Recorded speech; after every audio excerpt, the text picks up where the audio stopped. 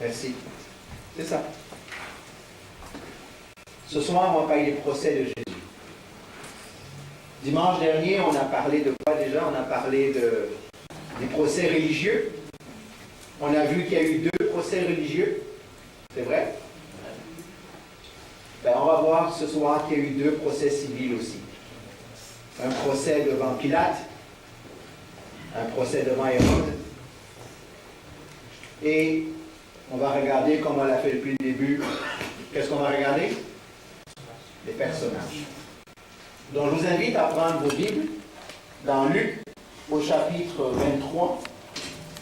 On va faire une longue lecture aujourd'hui, les versets 1 à 25. Donc Luc 23, 1 à 25.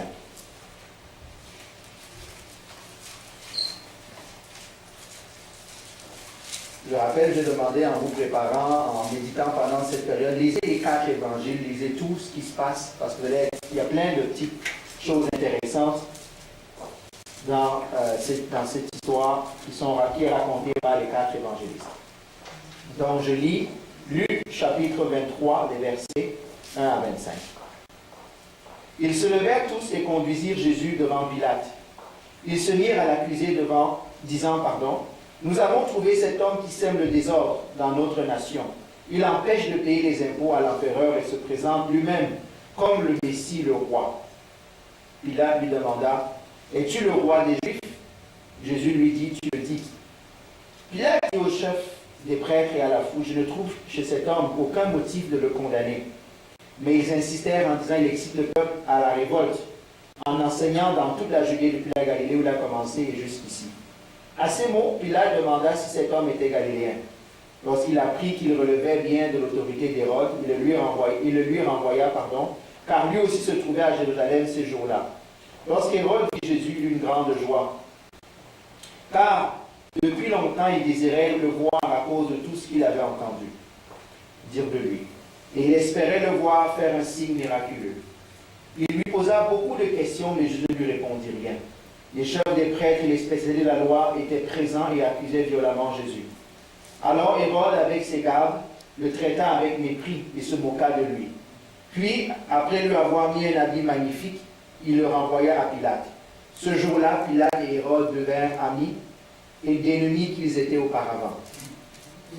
Pilate rassembla les chefs des prêtres et les magistrats et le peuple et leur dit, vous m'avez amené cet homme sous prétexte qu'il excitait la foule, le peuple, à la révolte. Or, je l'ai interrogé devant vous et je l'ai trouvé coupable d'aucun des actes dont vous l'accusez. Hérode non plus, puisqu'il nous l'a renvoyé. Ainsi, cet homme n'a rien fait qui soit digne de mort. Je vais donc le relâcher après l'avoir fait fouetter. À chaque fête, il devait leur relâcher un prisonnier. Ils s'écrièrent tous ensemble, fais mourir celui-ci et relâche Barabbas. Cet homme avait été mis en prison pour une émeute qui avait eu lieu dans la ville et pour un meurtre. Pilate leur parla de nouveau et dans l'intention de relâcher Jésus, mais il criait, crucifie-le, crucifie-le. Pour la 3e fois, Pilate leur dit, quel mal a-t-il fait? Je n'ai rien trouvé en lui qui mérite la mort. Je vais donc le relâcher après l'avoir fait fouetter. Cependant, ils insistaient à grands cris, demandant qu'il soit crucifié, et leurs cris l'emportèrent, avec ceux des chefs des prêtres. Pilate décida de leur accorder ce qu'ils demandèrent. Il relâcha celui qui avait été mis en prison pour émeute et pour meurtre, et qu'il réclamait, et il livra Jésus à leur volonté. Seigneur, nous prions que tu bénisses ta parole ce soir, Seigneur, que tu nous aides encore à nous examiner, que tu nous aides encore à comprendre, Seigneur, cette parole. Nous prions que ta parole nous touche, et touche encore, pas seulement nous, mais tous ceux qui entendent ta parole encore, Seigneur. Car ta parole est vie, ta parole est transformation, ta parole, Seigneur, est miroir aussi, Seigneur. Sois magnifié, sois glorifié, dans le nom de Jésus. Amen. Amen.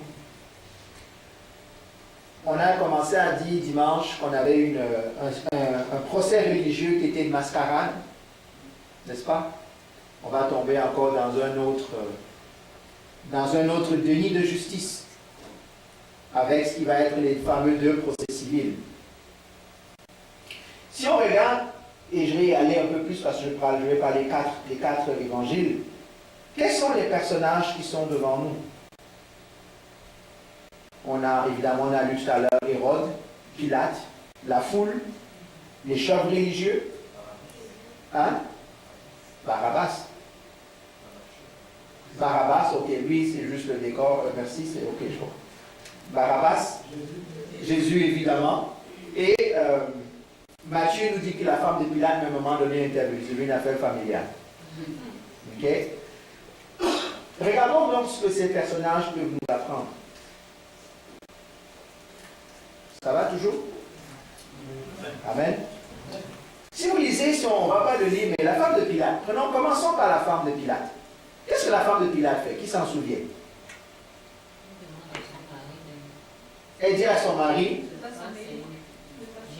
de ne pas mettre pas ton doigt entre l'écorce et l'arbre. Parce que ce que tu es en train de faire va te dépasser. Elle dit cette nuit, elle n'a pas été capable de dormir.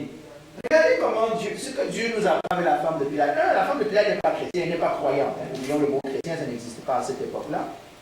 Mais Dieu peut faire passer son message par un païen. Dieu peut faire passer son message par un païen. Donc des fois, ne pensez pas que Dieu ne peut pas parler par un païen. Ne dites pas seulement parce que tu es païen, je n'écoute pas. Je dois écouter avec l'oreille de Dieu. Parce qu'un païen peut te parler et c'est Dieu qui te parle. C'est vrai ça? La femme de Pilate nous dit ça. D'ailleurs, Dieu a fait qu'un âne parle. Si le prophète était plus en train de taper son âne, il n'a pas écouté la voix de Dieu. De la même manière, Dieu sait que ce qui peut toucher un peu le cœur de Pilate pour qu'il change d'avis ou pour qu'il considère bien la situation, c'est pas sa femme, parce que théoriquement, sa femme n'est pas censée venir en audience officielle dans un procès. Mais Dieu a permis. Et regardez comment le timing de Dieu est avec la femme de Pilate. Elle dort. Donc pendant que Jésus, rappelez-vous, on a lu la dernière fois que Jésus a amené chez Pilate au petit matin. Hein? Donc, pendant qu'on l'arrête là-bas, pendant qu'on l'interroge aux civils, aux religieux, la femme de Pilate a des cauchemars. Dieu est en contrôle de tout ce qui se passe. Dieu est capable, je vous dis, Dieu est capable de parler par un non-croyant. Rappelez-vous, la Bible dit que c'est spirituellement qu'on discerne des choses. Vous savez, des fois, quelqu'un peut venir te parler et tu reçois dans ton cœur que Dieu t'a parlé, peu importe le messager, si tu es attentif à ce que Dieu dit. Est-ce qu'on est d'accord? Donc, première leçon qu'on tire ici, soyons attentifs. Ce n'est pas le messager qui importe des fois, c'est le message et l'auteur du message. Donc, apprenons à écouter. Regardons Hérode. Qu'est-ce qu'on apprend sur Hérode qu'on a lu tout à l'heure? On va faire ça ensemble. Puisqu'on est petit, on va faire comme si c'était une étude biblique. On est un petit groupe. Qui peut me dire, quand vous regardez le texte qu'on a lu dans Hérode, c'était quoi? C'était entre les versets 1 à 12 quasiment, ou 6 à 12, excusez-moi, pas 1 à 12, c'est une faute là-bas. Qu'est-ce que vous tirez comme caractère d'Hérode? Qu'est-ce que ça représente? Tu l'as trouvé patient, Hérode? Oui, il n'a pas tout de suite donné une sentence. Il n'a pas eu le temps de réfléchir, de poser la question plusieurs fois. On parle du même Hérode là. Ah, écoute, c'est Pilate. Ok, je ne sais pas.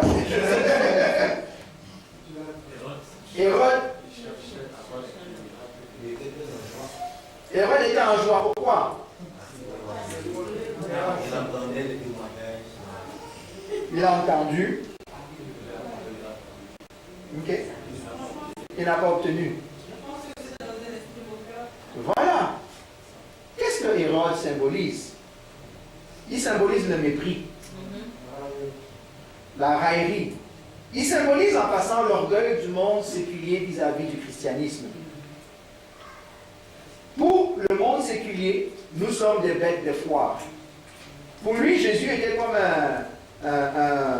un jongleur dans un cirque. Et j'ai appris que tu fais de bons numéros. Peux-tu venir faire un petit numéro devant moi pour que ça m'égare pendant 30 secondes? Vous remarquez, parce qu'il était en joie. Ça fait longtemps qu'il voulait. Mais Jésus ne marchait pas en secret. Pourquoi il n'est pas allé le voir? qu'il veut voir? Il veut juste que Jésus l'amuse un peu avec un petit miracle. Des fois, vous voyez ça en passant aux nouvelles. Hein?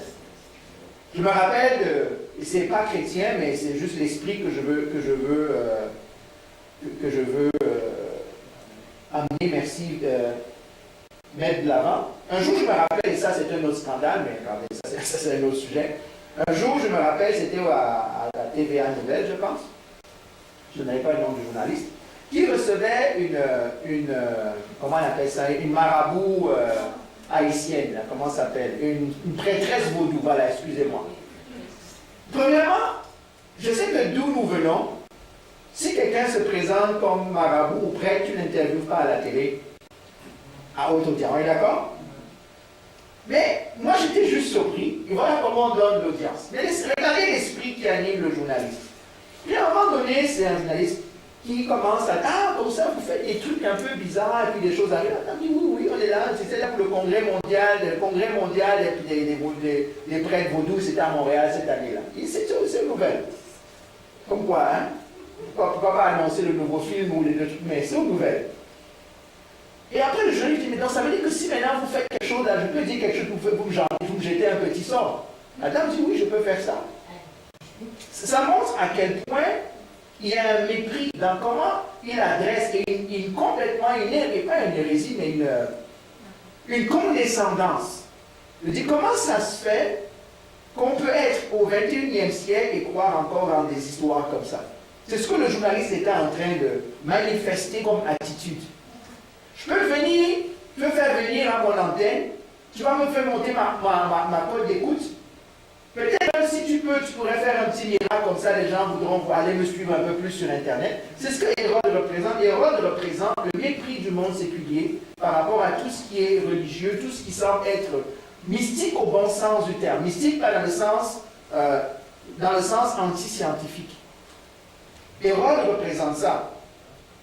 Pour beaucoup de personnes comme Hérode, comme vos collègues, comme des personnes qu'on croise, on est juste des personnes qui avons arrêté d'évoluer. On est... eux, ils sont sortis de la caverne, ceux qui connaissent le mythe de la caverne. Hein? Et nous, on est restés à l'âge de préhistoire de croire encore à des fables. Pas assez évolué. Dans certains milieux, on nous traiterait de barbares. On est resté à l'âge de pierre. Pour ne pas dire, bon, on va dire au Moyen-Âge quand même, pour être généreux. Hérode, comme tout ce qu'il représente, n'est pas intéressé par la vérité. Hein. Lui, ça ne dérange pas. On envoie Jésus. Qu'est-ce qu'ils font n'importe comment, comme Jésus ne répond pas à leur attente, il commence à se moquer de lui, à lui mettre un habit de roi. Eh, voilà le roi fou, j'ai aucune idée, le fou du roi. Vous savez, des fois, moi, quand je lis cette histoire, ça peut me rappeler certains événements où tu as un païen qui vient, qui te dit, fais quelque chose. Et tu as juste envie par orgueil vraiment de faire quelque chose pour lui fermer la bouche. Mais ça ne donne rien. Hein? Ça ne donne rien. Ça ne donne rien. Hérode représente le mépris de la vie. Il renvoie Jésus. Ce n'est pas important si Jésus est coupable, innocent ou pas. Lui, ça ne l'intéresse pas. Tu étais censé venir m'amuser. Tu ne m'amuses pas, ben, retourne à l'envoyeur. Et vous savez que le monde méprise le christianisme. Vous savez que le monde méprise le christianisme. Qui est le prochain que je vais voir? C'est la foule.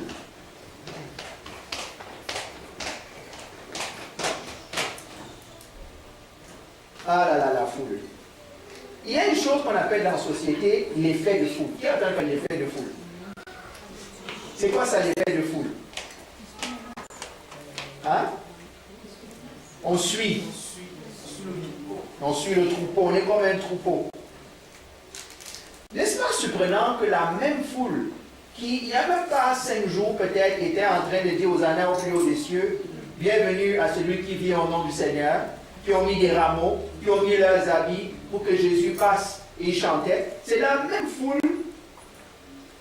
qui tourne 180 degrés et qui crie crucifie-le. Crucifie-le.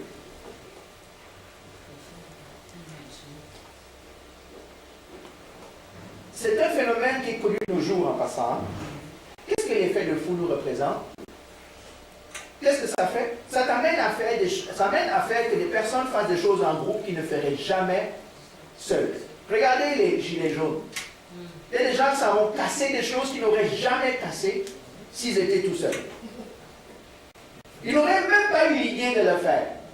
Mais tout à coup, il y a une forme d'adrénaline, il y a une forme la foule devient insensible à tout ce qui se passe. Elle devient irraisonnable. L'effet de foule est sans émotion. On peut marcher sur quelqu'un, on peut lancer les cailloux sur quelqu'un. Pourquoi tu as fait ça? Tu n'es même pas capable de répondre. Tu as dit que j'ai été emporté par un élan de...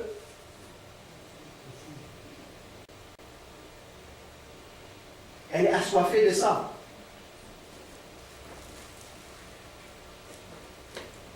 Écoutez ce que cette foule va dire. Elle dit, crucifie-le. Et puis elle va dire quoi? Que nous soyons maudits, nous et nos enfants. C'est ce qu'elle dit. Elle dit, la foule se maudit elle-même. Elle dit que son sang retombe sur nous et nos enfants. Est-ce qu'un père normal peut dire ça? Mais c'est l'effet de foule. Laissez-moi vous poser une question. Avez-vous déjà été impliqué dans des situations où vous suivez seulement la masse et vous ne savez même pas pourquoi vous suivez la masse? Au travail, à l'église, tout le monde commence à nanana, ok, tout le monde. Moi, l'excuse que j'entends des fois, c'est ah, mais tout le monde parle. Oui, mais toi, tu parles pourquoi? Est-ce que tu suis comme un mouton, comme dirait quelqu'un? Le problème que nous avons, c'est que des fois, quand on suit un groupe, si on ne fait pas attention, on finit par perdre sa propre indépendance et son propre jugement. Et en passant, ça n'excuse pas notre responsabilité. Hein. Moi, je vous pose la question. La foule n'a pas besoin d'être 10 000 pour nous influencer certains. Ça peut être 2-3 personnes seulement. Qui nous amènent dans un élan. On est tellement obtus, butés dans une direction qu'on ne voit même plus ce qui se passe. On perd la perspective des choses. La même personne que vous étiez en train de bénir il y a 2 jours, c'est la même personne que vous êtes en train de cracher dessus. C'est laquelle des 2 versions qui est la bonne? Méfions-nous des effets de masse. Méfions-nous des effets de groupe. En passant, je vous dis, ça peut être petit comme ça peut être grand. Je vous dis que je suis en train de lire l'histoire de Bonhoeffer, et il raconte comment l'Église d'Allemagne a fini par supporter Hitler, jusqu'à remplacer Hitler comme étant le Messie, jusqu'à prêter serment. Je parle de l'Église, je ne parle pas de... Tout à coup, il y a comme un aveuglement. Et en passant, on sait qu'Hitler, mais le diable derrière lui, a aveuglé toute une nation.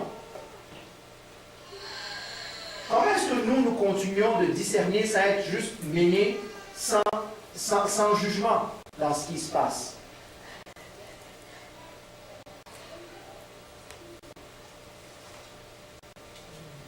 Le pire dans tout ça, et ça va nous amener vers les prochains, c'est qui manipule? La foule est toujours manipulée. Hein? La foule n'a pas de conscience personnelle. La foule est toujours manipulée. Consciemment ou inconsciemment, ça prend 1 ou 2 leaders. Ici, on sait que c'est les leaders religieux, on parlera d'eux tout à l'heure. Elle est manipulée. La foule n'est jamais... En passant, quand il y a un mouvement de foule, c'est jamais dans l'intérêt des personnes. C'est rare. Regardez, même les bons mouvements de foule. On sait qu'il y a eu des renversements de pouvoir et de gouvernement dans certains pays. Le problème, c'est que la situation est devenue pire après des fois. Il y a des fois. Je ne dis pas qu'ils n'ont pas raison. Mais c'est qu'à un moment donné, quand on fait des choses juste comme ça, il manque cet encadrement-là. Et malheureusement, beaucoup de personnes qui manipulent le font pas pour l'intérêt de la foule. Hein. Ils le font pour qui? Leur propre intérêt. Moi, je vous pose la question, êtes-vous influençable?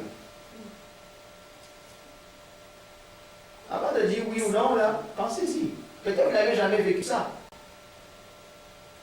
Mais comment je suis capable de discerner ce qui se passe et de pouvoir prendre les bonnes décisions? Amen. Allons aux leaders religieux. Eux, c'est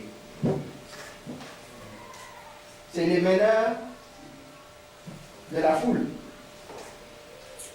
On a parlé beaucoup des leaders religieux. Mais moi, chaque fois que je relis ces textes, c'est comme si je découvre de nouvelles choses sur ces leaders-là. Je sais peut-être que vous n'avez jamais regardé les textes bibliques en regardant les personnages comme on est en train de le faire. Laissez-moi vous lire un texte. Pour moi, ça me choque. Jean 18, 28. Si quelqu'un là, s'il veut le lire.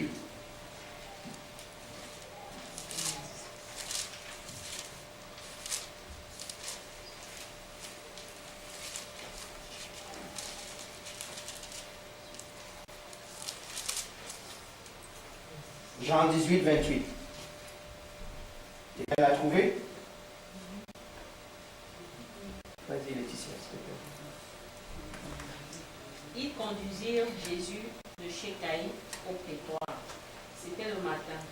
Ils l'entrèrent point eux-mêmes dans le prétoire, afin de ne pas se souiller et de pouvoir manger la Pâque. Amen.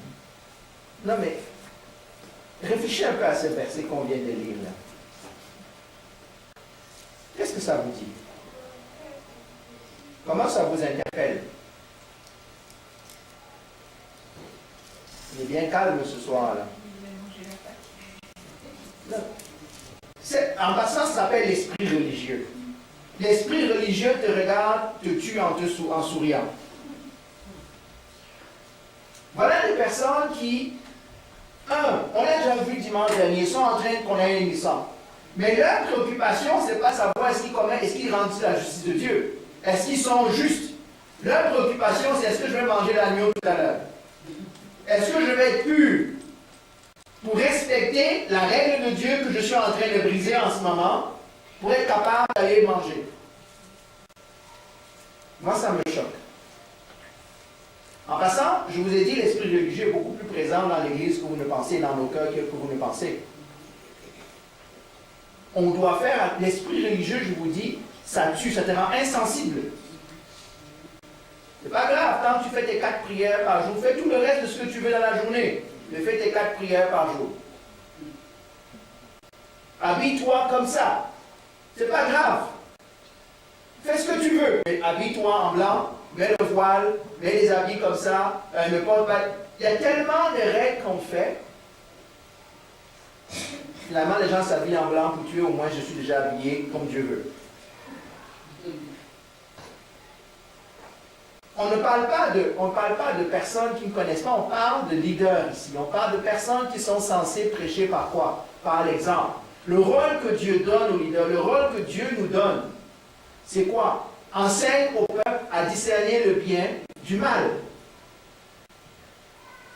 Je sais qu'il y a une formule qu'on a tous apprise quand on était plus jeunes dans la foi, ou moi j'ai grandi en tout cas, c'est faites ce que je vous dis de faire, mais ne faites pas ce que je fais. Vous connaissez cet adage-là? Hein? Ne faites pas ce que je vous dis de faire, mais... Non, faites ce que je vous dis de faire, mais ne faites pas ce que je fais. Qu'est-ce que ça veut dire réellement? Je comprends, il y a une part de vérité dedans.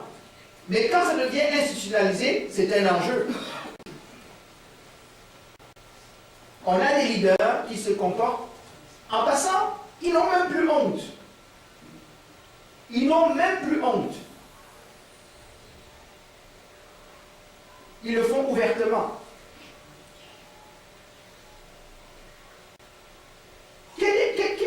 Qui peut me dire c'est quoi la série sur le gâteau de la création de Dieu? Quel est l'objet le plus, pas l'objet, mais l'item de la création qui est le plus précieux aux yeux de Dieu? C'est l'homme. Vous êtes d'accord? La Bible nous dit ça. C'est l'homme. On le sait comment il a mis son souffle, il a mis lui-même dans l'homme. Mais voici des personnes qui n'ont aucun égard pour la vie humaine. Ils envoient un homme innocent à la mort, mais il veut juste être bien habillé, senti bon pour aller manger l'agneau. L'agneau qu'ils sont en train de tuer en passant, ils ne s'en rendent même pas compte.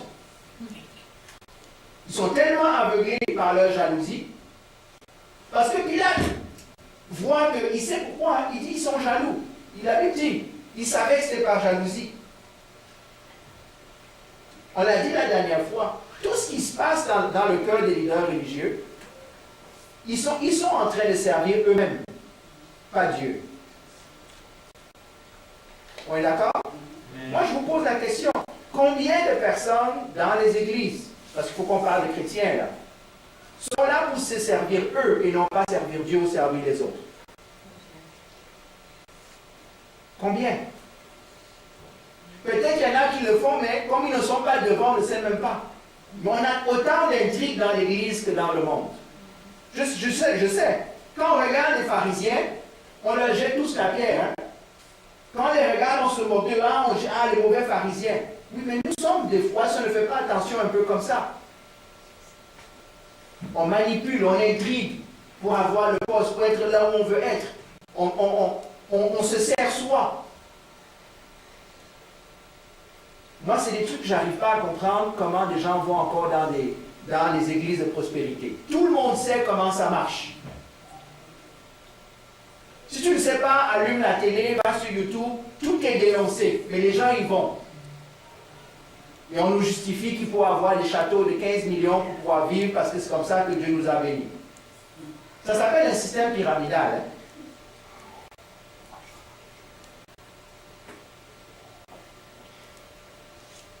Combien d'églises? L'église est la propriété du pasteur et de sa famille.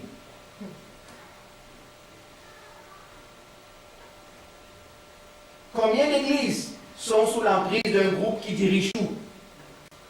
C'est leur manière ou rien. Je sais, nous ne sommes pas pharisiens. Hein? C'est eux les méchants pharisiens. Eux dans le texte biblique, j'entends. On oublie de voir ces choses-là. Regardez ce qu'ils font. Qu'est-ce qu'ils vont faire, ces pharisiens-là? Ils ne sont pas intéressés par la vérité. Ce n'est pas ça qui les intéresse. Ils ne sont même pas intéressés par Dieu. Eux-mêmes vont te dire à un moment donné, nous savons que Jésus a été, nous savons que tu es un maître venu de Dieu. Nous savons que. Mais de la même manière, ils vont l'assassiner. Ils font ce que, comment il s'appelle, j'embrasse mon rival, Machiavel. Vous savez ce que Machiavel a dit? Hein? Peu importe les moyens, quand tu arrives au résultat. Hein? Ils vont tout faire. Tout. Quand je dis tout, moi, quand vous lisez l'histoire, si vous n'êtes pas chrétien, enfin, vous n'avez pas besoin d'être chrétien, on vous dit que non, ils ne croient pas. Ils agissent comme des non-croyants. Qu'est-ce qu'ils font? On a vu, ils manipulent la foule. Ils ont été capables de retourner la foule. Ils ont déjà brisé toutes les lois des Sanhédrins pour condamner Jésus. Ils sont devant Pilate, ils mentent. Voici celui qui dit qu'on ne doit pas payer l'impôt. Est-ce que Jésus a dit qu'on ne paye pas l'impôt? Qu'est-ce qu'il a dit sur l'impôt? Il a dit paye l'impôt. Parce qu'il a dit rends à César ce qui appartient à César. Ah, c'est lui qui soulève les foules. Où est-ce qu'on l'a vu soulever les foules? Ils mentent, ils manipulent, ils menacent. Vous savez qu'ils ont menacé Pilate? À un moment donné, Pilate veut relâcher Jésus. Il dit à Pilate, si tu le relâches, tu n'es pas l'ami de César et on va te dénoncer. C'est ça que ça veut dire. C'est la menace. Parce qu'il n'y a pas d'autre, il dit il s'est fait roi. Si tu le laisses partir comme roi, tu es en train de dire que tu as laissé un opposant à César partir. Ils emploient tout ce qui est comme moyen, comme artifice, pour être capables d'arriver à... Vous savez que s'ils avaient pu, ils ne seraient jamais allés voir Pilate. Pourquoi ils vont voir Pilate? Parce que la loi romaine leur interdit de tuer quelqu'un, de condamner à mort quelqu'un. Donc, qu'est-ce qu'ils font? Ils vont jouer avec les systèmes pour être capables d'utiliser le système romain pour que le système romain accomplisse leur volonté à eux. Ça arrive, ça? Dans nos vies? Quand on manipule les choses pour avoir une autre volonté? On va intriguer un peu sur un collègue, on va intriguer un peu sur ceci, pour avoir ce qu'on veut. Malheureusement, nous sommes des chrétiens et des fois nous agissons comme ça. On agit comme le monde. On agit comme le monde. On veut la promotion, mais on sait que l'autre là-bas, lui aussi, on commence à partir des rumeurs. Puis on chante Alléluia à l'église. Juste pour avoir le poste. C'est qui donne le poste? C'est qui donne le poste? C'est Dieu? Pourquoi on l'aide alors? Pourquoi est-ce qu'on passe le temps à aider Dieu pour avoir ce qu'on... En fait, on veut que Dieu nous donne ce qu'on veut. Comme les femmes, comme les leaders ici, Dieu ne leur est utile que pour atteindre leurs objectifs à eux. Dieu devient le moyen d'atteindre l'objectif et non pas celui qui donne et celui qui amène à l'objectif. Vous savez une chose, et moi je vous dis, moi je connais mon cœur. J'espère que vous connaissez le vôtre. La Bible dit que si nous ne gardons pas notre cœur, il faut faire attention. Notre cœur, il est comment? Tortueux. Vous êtes d'accord avec ça? Est-ce que tu sais que ton cœur est tortueux? Je ne sais pas, hein, moi je sais que mon cœur est tortueux. Des fois, Dieu peut me faire grâce. De me montrer que José, tu es en train de demander ça, mais en fait, ce n'est pas moi qui t'intéresse là. Tu es en train de vouloir arriver à ton résultat. Tu fais ça là, mais en fait, ça n'a rien à voir avec moi. Hein. Je ne sais pas pour vous. Je sais que moi je dis, je préfère le dire pour qu'au moins un sorte du placard, comme dirait quelqu'un. Est-ce que des fois, vous vous tenez devant Dieu et vous essayez de comprendre Dieu? Pourquoi? C'est quoi mon intention réelle derrière cette requête que je suis en train de faire à Dieu?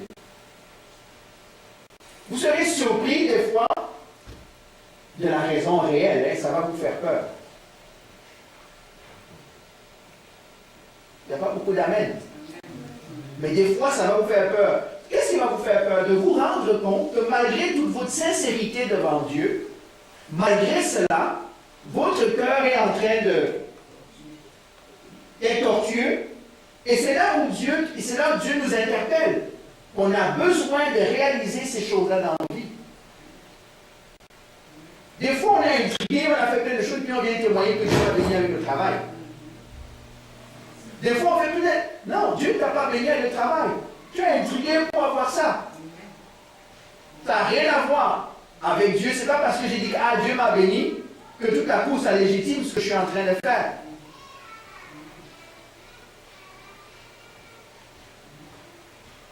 On parle de la Pâque, hein? Moi, je pense que Dieu nous interpelle sur tous ces personnages-là. Pas pour nous rappeler que des fois, on est un peu comme eux. Que des fois, c'est nous aussi qui avons envoyé Christ à la croix.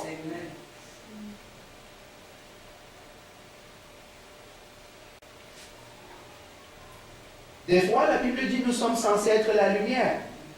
Mais c'est nous qui œuvrons dans les ténèbres. C'est nous qui œuvrons dans les ténèbres. Prochain personnage, Pilate. Pilate, c'est un vrai politicien. Et en plaçant, j'emploie le mot politicien ici, dans le sens péjoratif du terme. Qu'est-ce que j'entends par ça? Pilate veut la popularité. Pilate veut plaire à la foule. Il veut plaire. En anglais, what? People pleaser? Hein? Il veut plaire aux autres. Donc, regardez ce qui se passe. Quand vous aurez le temps, allez lire par exemple dans Jean. On a vu dans le texte de Luc, vous savez que Pilate rend en l'espace de même pas 2 heures, 3 verdicts complètement différents. Premier verdict que Pilate rend, c'est quoi? Il dit innocent. Hein, on l'a lu tout à l'heure. Il est innocent, cet homme m'a amené. Je n'ai trouvé aucune faute en lui qui mérite la mort. Il est innocent. Il le dit. Vous êtes d'accord? Mais comme Les chefs religieux ne le laissent pas tranquille. Il dit, bon, deuxième verdict, il est innocent, mais je vais quand même le fouetter. Qu'est-ce qu'il essaie de faire? Il essaie de dire, ok, je vous ai écouté, je vais jouer un peu, là, je vais faire un peu de gris-gris, là, je vais faire un peu de trucs, et là, on va laisser partir. On va montrer que vous n'étiez pas content, je vais montrer que je vous ai supporté un peu, je vais le fouetter. Ça ne passe pas. Eux, ils savent ce qu'ils veulent. Troisième verdict, ok, crucifiez-le. Mais à un moment donné, ça va commencer à chauffer. Parce qu'ils vont dire, ok, il va demander d'argent, ils vont dire, ok, on va le fouetter. Il dit, non, on ne peut pas le fouetter, il faut qu'il meure. Puis il a dit, ok, allez donc le tuer vous-même. Pourquoi vous me demandez de tuer si vous avez déjà condamné à mort? Vous savez ce qu'ils répondent? Qu'est-ce qu'ils répondent? On va aller dans Jean, chapitre 19. Malheureusement, ça va être encore, je ne suis pas en train de parler des leaders, mais écoutons un peu ce qu'ils vont dire. Jean chapitre 19, on va lire les versets 6 et suivants. Jean chapitre 19, vous y êtes? Écoutez. Lorsque les chefs des prêtres et les gardes virent, ils s'écriaient, crucifie-le, crucifie-le. Pilate leur dit, prenez-le vous-même et crucifiez-le. Car pour ma part, je ne trouve en lui aucun motif. Jusque-là, Pilate ne veut pas le crucifier. Voici ce que les Juifs lui répondent. Nous avons une loi, et d'après notre loi, qu'est-ce qui doit se passer? Il n'a pas le choix, hein? Il doit mourir. Pourquoi est-ce qu'il doit mourir? Parce qu'il s'est fait Fils de Dieu. On a vu dimanche dernier que ceux qui disent que Jésus n'a jamais déclaré qu'il est Dieu ne savent pas lire la Bible. Ceux qui l'ont tué ont bien compris que Jésus a affirmé qu'il était Dieu. Regardez maintenant Pilate. Il se rend compte que, je ne sais pas si à ce moment-là sa femme lui a parlé, mais peut-être il se souvient de ce que sa femme a dit. Il dit, quand il a entendu cette parole, Pilate eut très peur. Et là, ça commence à me dépasser. Ils sont sérieux. Il fait venir Jésus, il rentre dans le prétoire et dit à Jésus, d'où es-tu? Regardez encore Jésus, il ne répond plus aux questions inutiles. Pilate lui dit, c'est à moi que tu refuses de parler, ne sais-tu pas que j'ai le pouvoir de te relâcher et que j'ai le pouvoir de te crucifier? Encore une fois, Jésus va le désarçonner par la réponse. Jésus lui dit, tu n'aurais aucun pouvoir sur moi si tu n'avais pas été donné d'en haut. C'est pourquoi celui qui me livre à toi est coupable d'un plus grand péché. Qu'est-ce qu'il est en train de dire à Pilate? Non seulement celui qui m'a amené ici a péché, toi aussi tu pêches parce que tu es en train de faire. Son péché est plus grand, mais le tien n'est pas inexistant. Regardez Pilate, on dit quoi? Dès ce moment-là, qu'est-ce qui se passe? Il cherche à relâcher Jésus. Ce n'est pas un homme de conviction. Et pourtant, il a le pouvoir de relâcher Jésus vraiment même devant ces autorités-là. Il est coincé entre le marteau et l'enclume. Et c'est là où maintenant les chefs religieux vont le menacer. Hey, il a dit que tu es roi, si tu le relâches maintenant, tu n'es plus l'ami de l'empereur, on va te dénoncer. Et c'est fini pour toi. Pilate, quelquefois comme des personnes qui n'ont pas de colonne, comme on dit au Québec. Il y a quelqu'un qui vient, tu dis A. L'autre personne vient, tu dis B. L'autre personne vient, tu dis C. Finalement, tu as dit quoi? C'est quoi ta décision? Des fois, on a peur. Mais Pilate, ce n'est pas la peur, c'est la lâcheté. Pilate est lâche. En passant, vous savez pourquoi? Les historiens disent que Pilate n'a pas envie d'être en Judée. Judée, c'est le bout du monde, c'est des cailloux, c'est des pierres et c'est de la poussière. Lui veut juste montrer que c'est un bon gouverneur pour être nommé ailleurs. Donc, il veut juste s'assurer que les gens qui le gouvernent montrent qu'il est gentil, il est bon, on a été, des trucs comme ça. Quand la promotion vient pour aller ailleurs, quand le poste s'ouvre ailleurs, il peut partir. C'est tout ce qui l'intéresse. Ne pensez pas que Pilate y est parce qu'il aime la Judée. Il n'aime pas la Judée. C'est un pays de barbares, il fait chaud, ils sont tout le temps en train de se révolter. Ils préfèrent aller dans un poste de gouvernement ailleurs. Donc, pour ne pas se mettre à dos ses administrés, il veut la bonne réputation. Il veut la lettre de référence. Hein? Il faut qu'il y ait un bon rapport. Pilate est lâche. Il refuse. Vous savez que c'est pas Pilate qui prend la décision de crucifier Jésus. C'est la foule. Et Pilate va faire de lui dire, ok, je vais me laver les mains, moi j'ai déclaré qu'il est innocent, c'est vous qui voulez que je le tue, donc je vous le laisse entre vos mains, faites ce que vous voulez. Est-ce que ça excuse? Est-ce que des fois nos silences excusent les actions qu'on cautionne par nos silences? Moi je pose la question. De dire alors, ok, c'est ce que tu voulais, comme, ok, fait. Mais ne dis pas que c'est ma faute. C'est ta faute. Tu as participé. Pilate nous rappelle ce genre de choses. Pilate a peur de la foule et peur des hommes. Il y a des personnes dans la vie, peut-être même dans la salle, qui ont peur des autres. Ça nous arrive tous à un moment donné, d'une certaine manière. On peut être intimidé par différentes choses. Par la position, par le titre, par l'éducation, par... non. Et beaucoup de personnes dans la foi ont ce problème-là. Et c'est ce que les disciples ont posé au Sanhédrin plus tard comme question. Faut-il plaire à Dieu ou plaire aux hommes? Paul va poser la même question aux Galates. Quelles sont les choses, les décisions que tu prends dans ta vie, plus par crainte de l'autre? Ne me dites pas que ça n'arrive pas. Ce n'est pas vrai. On doit faire attention à cette peur de l'autre. Des fois, cette peur de l'autre nous empêche de faire ce qu'on devrait faire. Ou nous fait faire des choses qui ne sont pas adéquates. Est-ce que ça va? Pilate nous apprend, je n'ai même pas le temps de déployer tous les réseaux, tout ce que je peux dire. Mais il y a tellement de richesse quand vous commencez à regarder ces personnages. Moi, je dis une chose. Je rends grâce à Dieu que quoi? Que la Bible nous a été donnée sous ce format-là. Pourquoi? Parce que de cette manière, je suis capable de me mirer, de me voir. Mes bons côtés et mes mauvais côtés. Imaginez que la Bible, ça serait été seulement les 10 commandements. Tu ne voleras point. Tu aimeras ton Dieu de tout ton cœur, de toute ta force. Dieu t'aime. Admettons que ce soit juste article 1, article 2. Comment tu vas savoir comment ça s'applique dans la vie tous les jours? Et c'est dans ce sens que la Bible est intéressante. C'est ça que je vous dis, ces derniers temps, j'en parle encore plus souvent. Regardez les personnages de la Bible. Ils doivent vous dire, ils doivent nous dire quelque chose.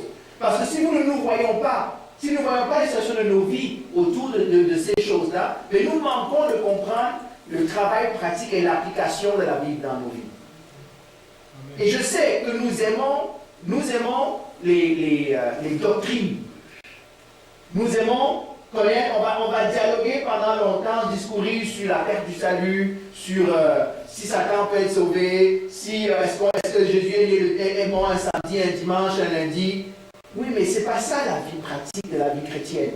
La vie pratique de la vie chrétienne qui manifeste la marche, c'est ce que ces gens-là nous montrent. Et c'est ça qui nous permet de nous mirer. Dieu, en passant, nous vivons notre vie chrétienne, c'est-à-dire que nous vivons notre vie chrétienne comme un examen qui prépare.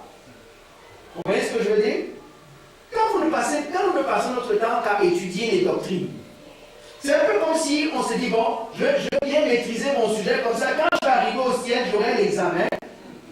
Saint-Pierre, comme dirait l'expert, va me mettre dans une salle, prends un stylo, prends une feuille, donne-moi la doctrine chrétienne. Dis-moi, je ne dis pas que ce n'est pas important la doctrine chrétienne. Est-ce que vous me suivez? Malheureusement, beaucoup pensent comme ça. De manière inconsciente. On veut maîtriser les sujets et on pense que c'est maîtriser un sujet qui dit qu'on est chrétien ou pas. Qu'on vit selon Dieu, qu'on est transformé ou pas par Dieu. C'est pour ça que ces textes-là nous racontent des personnes chrétiennes, croyantes, non croyantes, mais c'est quand même le cœur de l'homme qui est exposé. Et on va finir ce soir par Jésus lui-même. Jésus, en passant, moi si j'ai à dire quelque chose, ça fait déjà quoi? Le quatrième message qu'on prêche en regardant les personnages. En passant, Jésus reste égal à lui-même. Hein? C'est vrai? Ça veut dire quoi? Il est calme, pardon? Il est préparé. On a vu la dernière fois qu'il est préparé depuis. Hein? On a vu que la dernière bataille, où il gagne la bataille, c'est au jardin de Gethsémani. Une fois que la bataille est gagnée là, tout le reste, c'est le plan de Dieu qui s'accomplit. Que tu t'appelles Pilate, que tu t'appelles... On va le voir, si vous regardez l'histoire de Paul, Paul c'est la même chose. Quand Paul est dans le bateau veut couler, Paul dit quoi? Dieu m'a dit que moi j'arrive à Rome. Je ne sais pas comment il va faire. Il peut y avoir 40 milliards de tempêtes, mais ce bateau, nous allons arriver à Rome. Il a déjà cette confirmation-là. Je ne sais pas quoi il dit. Ce qu'il va dire à ses collègues de navigation. Dieu m'a dit ce soir que ne t'inquiète pas, tu arrives à Rome. Au milieu de la tempête. Mais ça montre quoi? La préparation, savoir. Jésus est en contrôle de lui-même. L'assurance. Il y en a qui sont un peu trop contrôlés par leurs émotions.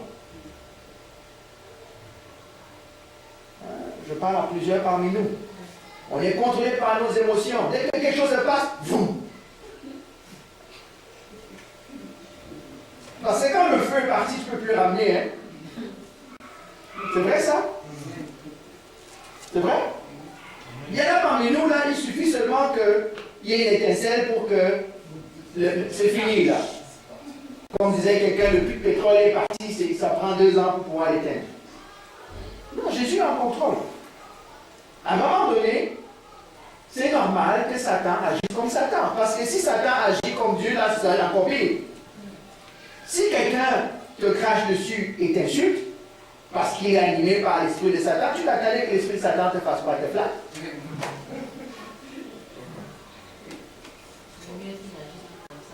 Exactement, que de faire semblant. Mais nous, le vieil homme, je pense que tu te prends pour qui?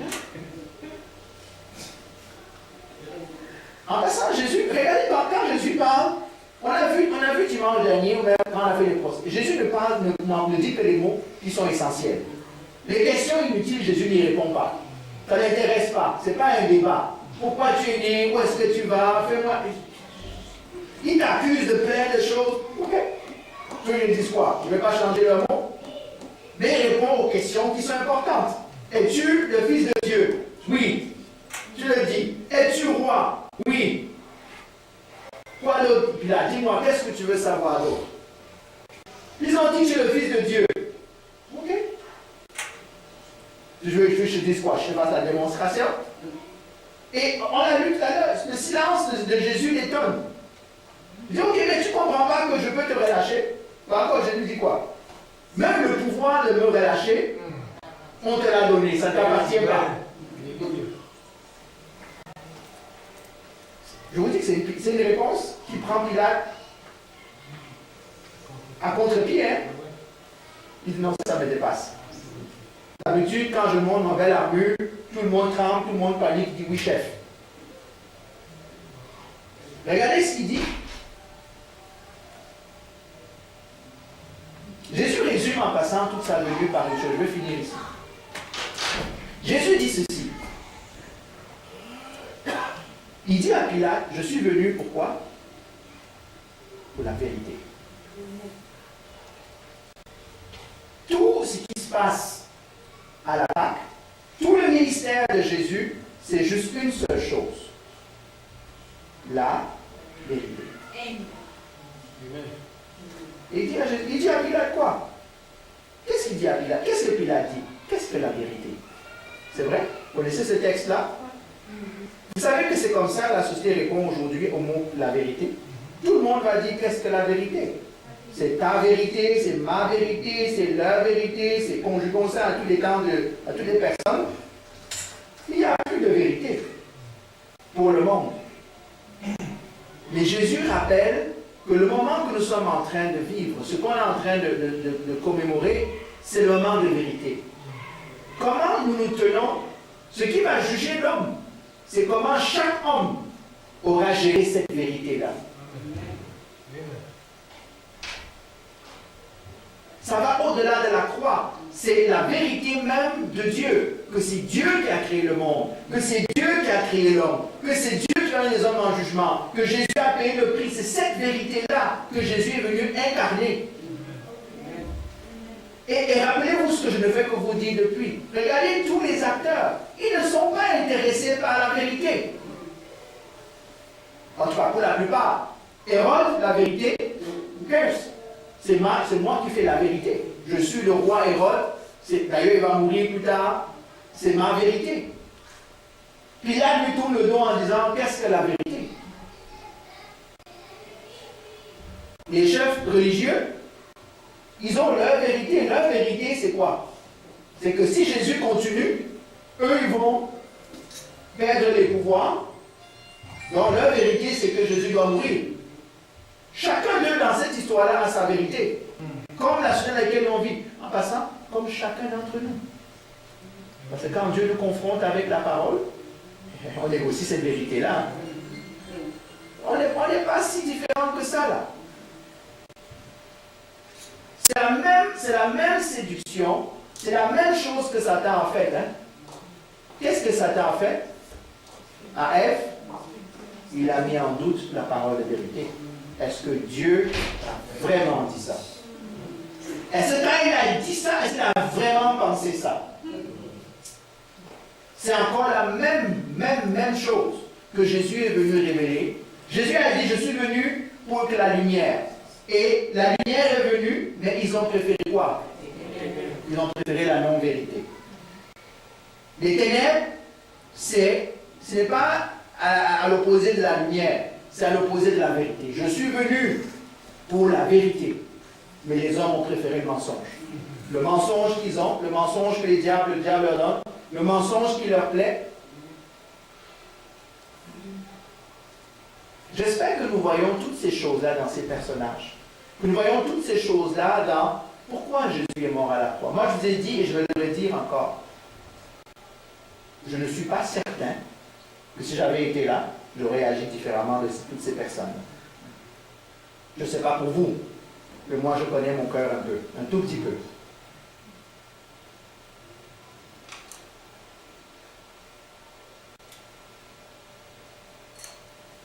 Moi, je vais vous poser une question. On est le vendredi saint, vendredi de la crucifixion. Crois-tu vraiment que Jésus est mort pour toi? Ah non, je vais reprendre ma phrase. Crois-tu vraiment que Jésus est mort à cause de toi? Ce n'est pas pour toi, c'est à cause de toi. À cause de toi, ça veut dire quoi? À cause de ton péché. Pas à cause du péché du voisin. Pas pour que tu ailles au ciel, mais il est mort à cause de toi. Comment tu vas répondre à cette question-là? Ce n'est pas, moi je vous ai dit, il y a beaucoup de personnes dans l'Église, pas seulement la CCM, je parle dans l'Église, dans la chrétienté en général, qui ne sont pas capables de répondre à cette question-là. Que non, je ne crois pas que je sois assez mauvais pour que Dieu soit mort pour moi. J'ai dit, je leur ai dit, tant qu'une personne n'a pas fait l'expérience de la croix ça veut dire quoi? C'est réaliser que Christ est mort à cause d'elle. Je ne suis pas sûr qu'elle soit vraiment sauvée. C'est un salut intellectuel, c'est un salut doctrinal, c'est un salut légaliste.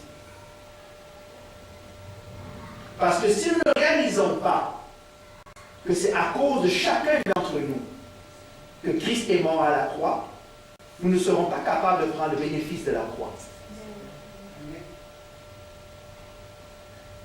Moi je vous dis, et nous sommes en train de prêcher un évangile sans croix. On est en train d'amener les gens à l'église sans la croix. Ils vont venir à l'église, ils ne seront pas sauvés. Or Dieu nous a appelés à faire quoi? Nous, veut dire l'église en général, à amener les gens au salut. Pierre, quand il a fini de prêcher, on lui pose la question, que devons-nous faire? Ce n'est pas venir à l'église, hein? C'est important, comprenez-moi bien. Mais c'est quoi? Repenter Dieu, changer d'attitude. Je sais qu'aujourd'hui, et moi le premier des fois, on dit, ah, ça ne change pas tout de suite, il faut laisser le temps. Je comprends qu'il y en a qui s'apprend du temps. Mais rappelons-nous que le but, c'est que les gens arrivent par la grâce de Dieu à réaliser que Christ est mort pour eux. Et que s'ils ne réalisent pas que Christ est mort pour eux, vous savez ce qui va arriver? Ils vont mourir pour eux-mêmes. Parce qu'il n'y a pas de choix. Si Christ, tu ne réalises pas et tu ne crois pas que Christ est mort pour toi, ben tu vas mourir pour toi-même. Tu vas mourir pour tes péchés. Quand tu réalises que Christ est mort pour toi et que par la foi tu l'acceptes, alors quand je vais arriver devant au jugement, Jésus va dire, je suis déjà mort pour lui. Je suis déjà mort pour elle. Plus besoin qu'il meure. Mais si tu vas à l'église et que tu ne crois pas ça, tu vas arriver là-bas, Jésus va dire, oui, n'avons-nous pas fait des miracles, n'avons-nous pas suivi partout quand tu prêchais? Jésus dit, oui. Mais tu n'es pas mort. Maintenant, c'est ton temps de mourir. La Pâque nous rappelle l'essence, la raison. Jésus finit son message, il finit, après ça, quasiment ces derniers mots, là. Je suis venu pour la vérité. Et cette vérité-là doit interpeller chacun de nous. Ma prière, pour moi d'abord, pour nous tous, c'est que pendant qu'on regarde ces textes-là, arrêtons de regarder les doctrines. Regardons les vraies vies qui se passent derrière, qui se passent dans ces histoires-là. Et que ces vraies vies-là, peut-être, nous rappellent un peu nous-mêmes. Et si ça nous rappelle un peu nous-mêmes, ça nous rappelle peut-être qu'on n'aurait pas agi différemment d'eux. Ça nous rappelle peut-être qu'on doit se repentir, qu'on doit dire, Seigneur, tu as raison. As-tu déjà fait cette prière, Seigneur, tu as raison, mon cœur est tortueux? Si tu ne l'as pas fait, là, ne rions pas. Ça veut dire qu'il y a encore du travail. Et on a dit, le cœur est encore dur. Le cœur a réussi à mentir à la tête que non, moi je suis bien. C'est-à-dire, comme si tu me dis que tu es bien, pas de problème. On va prier. On va prier pour nous. On va prier pour les âmes perdues là-dehors. Que le Seigneur nous laisse, par sa grâce, toucher par sa vérité. Par la vérité. Jésus a dit, je suis le quoi? Le chemin, la vérité et la vie. Prions.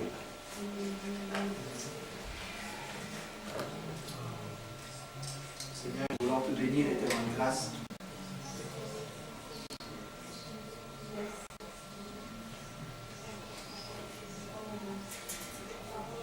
Seigneur,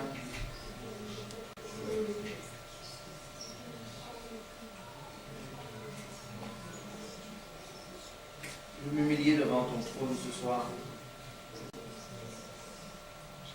Je veux confesser que je suis pécheur, Seigneur. Sauvé par grâce.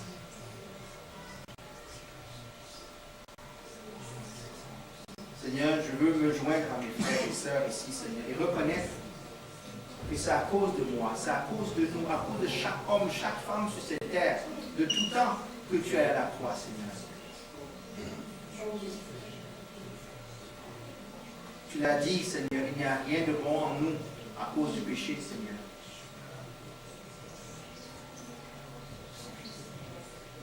Seigneur, je prie que dans cette saison, plus que tout autre, nous puissions vraiment rencontrer cette croix, Seigneur.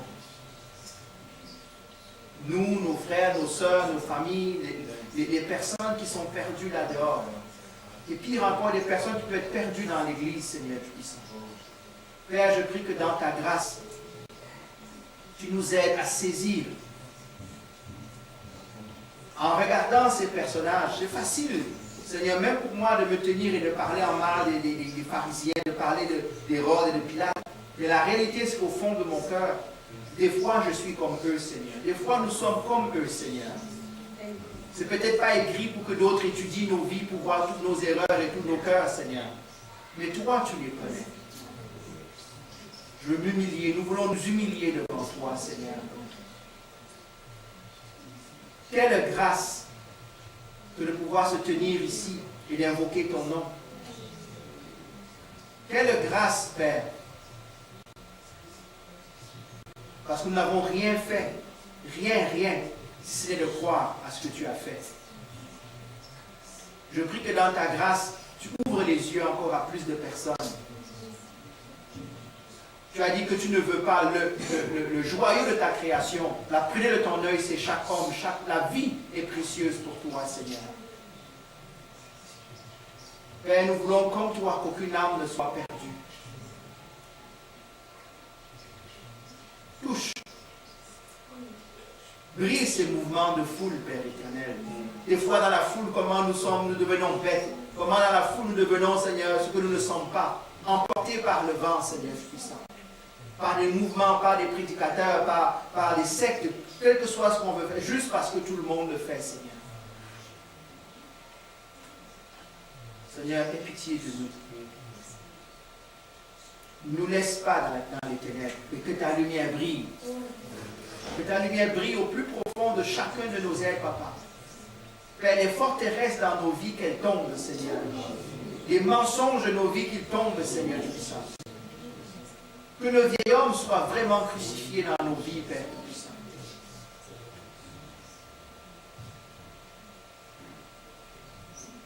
Seigneur, aie pitié. Même nous qui nous tenons ici, et même moi qui prêche, ce n'est que par grâce que je suis sauvé, Seigneur. Même nous qui sommes là à te servir, à invoquer ton nom, c'est encore par grâce. Parce que si vraiment cette grâce vraiment partait de nos vies, nous serions comme tous les autres là dehors, Seigneur. Nous n'avons aucune raison de nous glorifier. Comme Paul dit, Seigneur, si nous avons à nous glorifier, ce n'est pas dans une force, mais dans notre faiblesse. Parce que dans notre faiblesse, ta grâce abonde. Dans notre faiblesse, tu es fort, Seigneur. Dans nos manques, tu pourvois, Seigneur. Père, je prie pour cette ville. Je prie pour cette société, pour ce qu'elle est devenue. On a commencé, Seigneur, en voyant comment on s'émeut tous d'une cathédrale qui brûle. Mais on ne s'émeut plus d'hommes et de femmes qui meurent, Seigneur.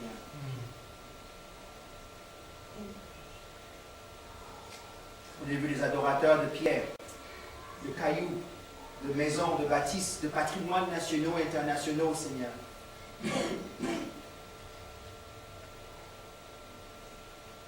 Seigneur, aie pitié de nous.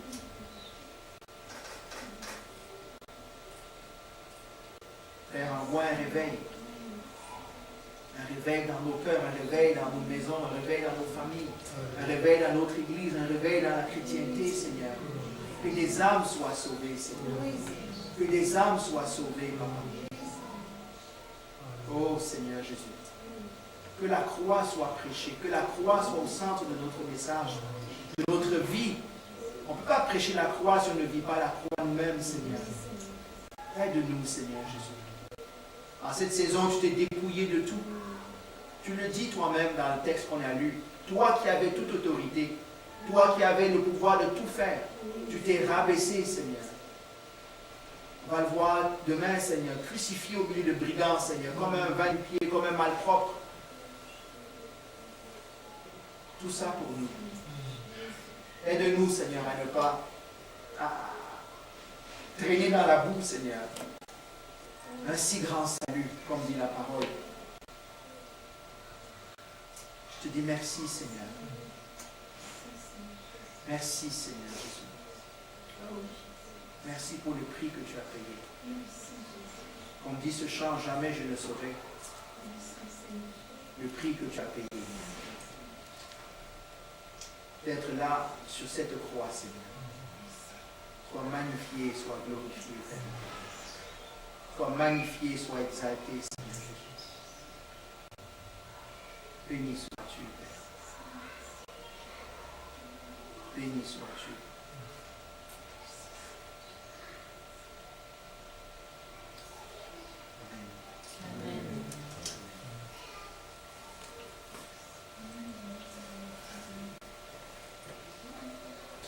Amen. Soyons bénis.